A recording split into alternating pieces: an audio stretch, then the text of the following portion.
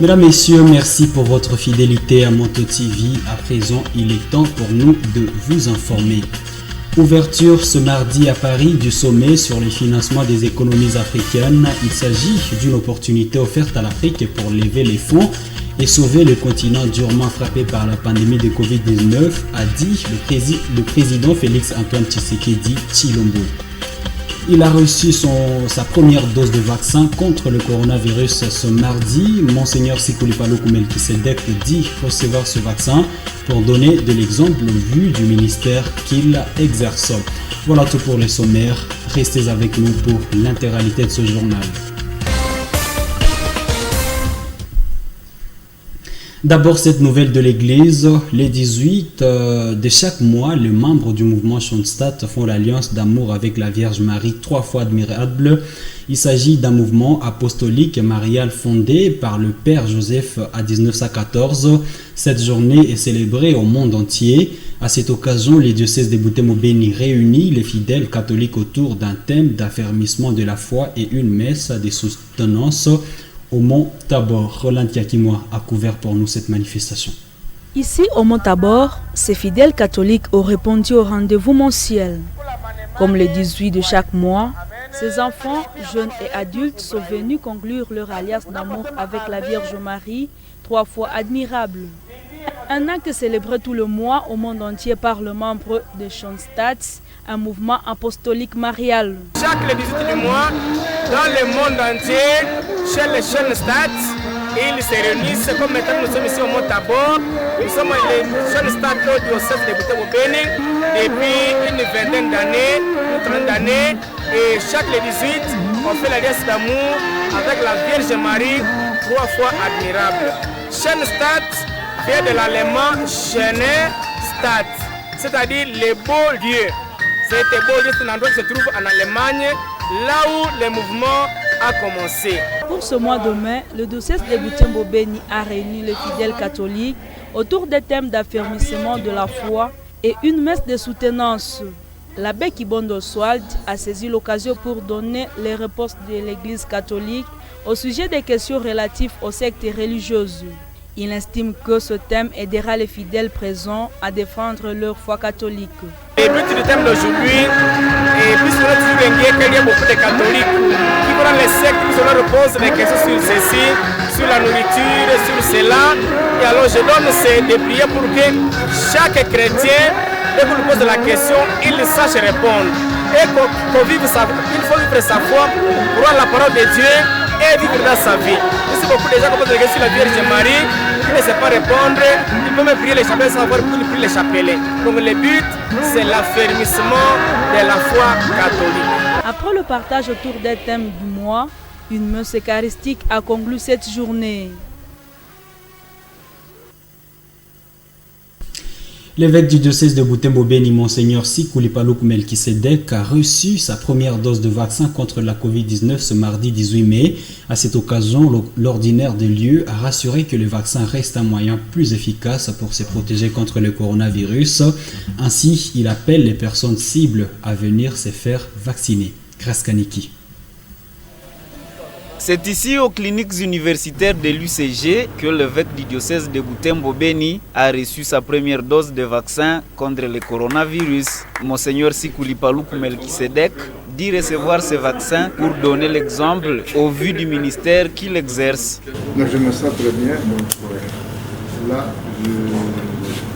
avec les ministères que j'exerce, le contact que je dois accomplir, le voyage, tout cela, il faut que je me protège et protéger les autres. Bon, après je suis venu librement parce que je crois que le vaccin, ce n'est pas le premier que je reçois depuis mon enfance. Depuis lors, j'en ai reçu bien d'autres avec le tout dernier, c'est avec l'Ebola. Là aussi, on l'a fait. Parce que vous voyez la dangerosité de cette épidémie. De son côté, l'abbé Athanase Volo-Boissouandi, qui a à son tour reçu cette dose, a appelé les personnes du 3e âge à se faire vacciner. Je trouve le vaccin très opportun. D'abord, pour ma santé, mon âge, quand on a déjà plus de 70 ans, il faut avoir confiance au progrès de la médecine. Et depuis que nous avons eu le premier vaccin contre l'Ebola, aujourd'hui, je n'ai pas manqué d'accompagner mon évêque. Je ne pouvais pas manquer de ne pas venir.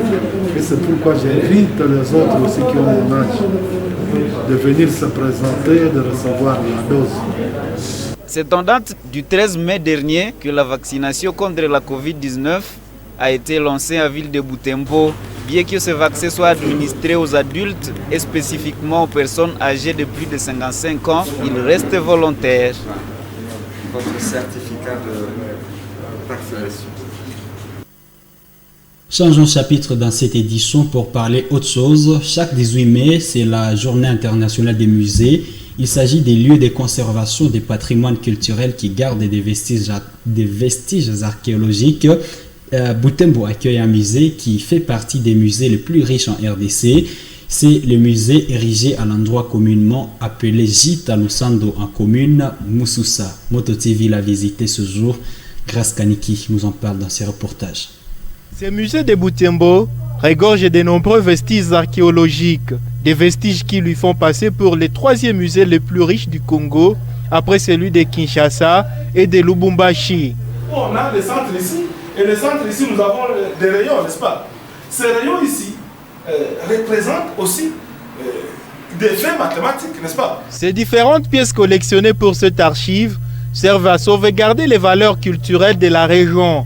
Reconnu comme lieu de découverte, ces musées enregistrent malheureusement un faible taux de fréquentation suite aux crises sanitaires liées aux épidémies d'Ebola et de coronavirus. Une bonne fréquentation commençait déjà à revenir au début de cette année, mais suite à la situation du Covid, au suite des journées villes mortes décrétées par des groupes de pression donc, qui ne facilitent pas la bonne marche de nos activités dans les milieux, mais aussi la situation de l'épidémie de l'Ebola qui a aussi freiné la bonne marche des activités. Le directeur du musée national de Butembo appelle les habitants à contribuer à l'enrichissement de ces patrimoines en objets divers, pour conserver des valeurs culturelles de peuple, mais aussi contribuer à leur éducation. Le message, c'est d'abord demander à la population, encore une fois, de nous fournir les informations sur la circulation des biens culturels dans la zone. Pour cette année, la journée internationale du musée a été célébrée sous le thème « Les musées, source d'inspiration pour l'avenir ». Rendons-nous à Kavinyonge pour parler encore la pêche. Depuis un temps, le lac Édouard connaît un problème de diminution des poissons du côté congolais. À la base, la surcharge du lac par des pirogues motorisées et la pratique de la pêche illicite. Les représentants des pêcheurs plaident pour l'intervention de l'État en vue de la réglementation de la pêche sur les eaux du lac Édouard. Isabelle Wangaimouk.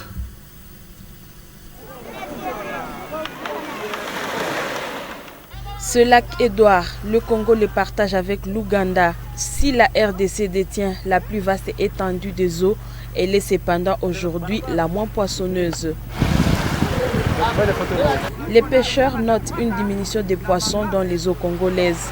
Ceux qui osent encore s'élancer sur les lacs pêchent difficilement 50 poissons en un tour de pêche, alors qu'ils pouvaient en pêcher des centaines il y a quelques années. Sangala et Julien ont passé 2 jours sur les lacs, mais ils n'en sont revenus qu'avec 15 poissons. Tulienda juzi tunamaliza 2 jours tunakuya hasa leo. Mingi inapasha kuwa à peu près 40. Une perte pour ces pêcheurs car la quantité de poissons attrapés équivaut au prix de la moitié du carburant dépensé. Ces 2 pères des familles vont retourner sur les lacs sans rien laisser dans leurs foyers respectifs.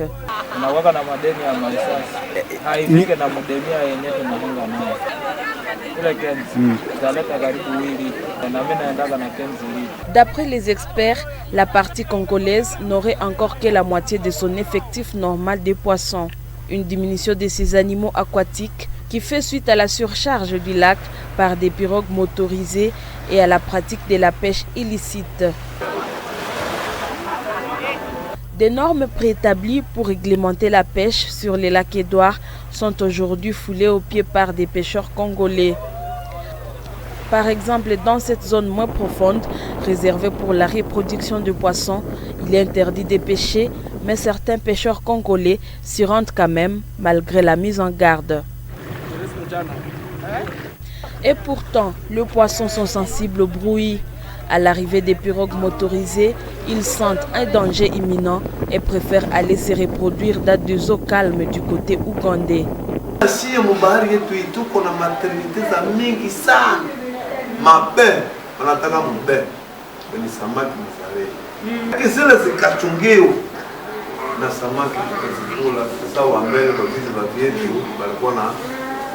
chunga bahari bei siku nikipea hiyo na unatafuta vya ukisa unisha mwako mbo vinesha pale unazipandea hauchomane na wenyewe biko pale. L'autre problème, c'est la pratique des techniques de pêche prohibées comme l'usage des filets à petite maille. Mais des pêcheurs qui échappent au contrôle du comité des pêcheurs de Kavinyonge les pratiquent quand même. Tunakuwa na sorte tatu za pêche. Pêche ya kwanza ni ya normal, naenda kwa maji ya mbali kule. Pêche ya pili, pêche unakuwa pêche mbisite ile ya pili, lakini wale watu wenyewe wanaharibu bahari. Wenyewe wanatia pêche tamtamu ndani ya maji. Banapaka, maana banapigaga maji. Banateka utimba karibu utimba 3, banatia kwa maji, kisha wanapiga maji. Sasa maji ile wakisaipiga, samaki zinakuwa pale, zinakuwa na zimeenda ingia mwele utimba. Ile peshe mbaya ile. Sasa banaoa peshe samaki kidogo, kubwa yote tengia mule, banaribu bahari. Peshe ya 3 yani ni watu wenye wanafaa ngurura. Ngurura iko peshe ni butimba banabuzurishaka ku bahari. Tena mnafika chini. Sasa watu wenyewe wanakuwa chini ndio wanakokota sasa ile butimba. Ile butimba kisa kokota kisa pia injikavu. Unakufa kila aina yote. Au lac Édouard, les comités des pêcheurs de Kavinyonge demandent au gouvernement de réguler ces secteurs en vue de permettre la croissance de la production pouvant nourrir les familles congolaises. Ouverture ce mardi à Paris du sommet sur les financements des économies africaines devant une trentaine de dirigeants africains et européens ainsi que des responsables des grandes organisations économiques internationales. Le chef de l'État congolais et président en exercice de l'Union africaine a prononcé les mots d'ouverture aux côtés du président Emmanuel Macron et de Madame Georgieva, directrice générale du FMI. Le sommet de Paris est une opportunité offerte à l'Afrique pour lever les fonds et sauver le continent durement frappé par la pandémie de Covid-19, a dit le président Félix-Antoine Tshisekedi Tshilombo. Mais la veille de l'ouverture du sommet de Paris, le président Félix Tshisekedi a reçu lundi plusieurs personnalités pour parler de la nécessité de la mise en place d'un plan Maréchal pour la reconstruction de l'Afrique. Suivez ce reportage.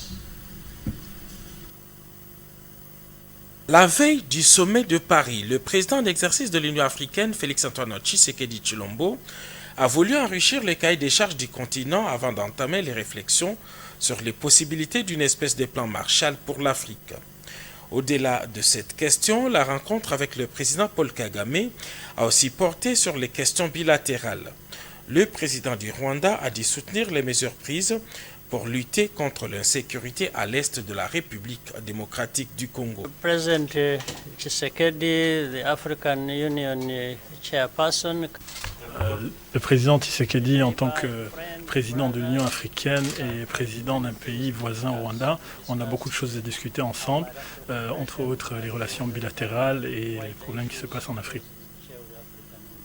Pour renforcer la sécurité à l'est de la RDC, parce que cette région est frontalière avec la région du Rwanda.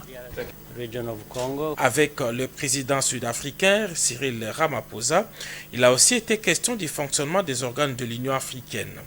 Le chef de l'État lui a aussi présenté les candidats de la République démocratique du Congo au poste de secrétaire général de la SADC, M. Faustin Luanga. Le président tunisien est lui aussi venu apporter sa part de contribution dans les échanges du sommet de Paris. Reçue en premier dans la matinée, la directrice générale du Fonds monétaire international s'est montrée optimiste quant à l'issue des discussions entamées autour d'un appui financier à apporter à la République démocratique du Congo. Nous avons eu une très bonne discussion avec le président. Le programme a avancé très bien. L'objectif est de supporter le développement d'économie et de support pour l'éducation et l'infrastructure pour le pays. Nous avons discuté les problèmes de gouvernance, la lutte contre la corruption et la nécessité d'augmenter la collection d'argent, la taxe, les revenus. Et nous avons discuté l'opportunité pour le pays de recevoir une augmentation de réserves. Le Fonds mondial international, FMI, le Fonds monétaire international, oui.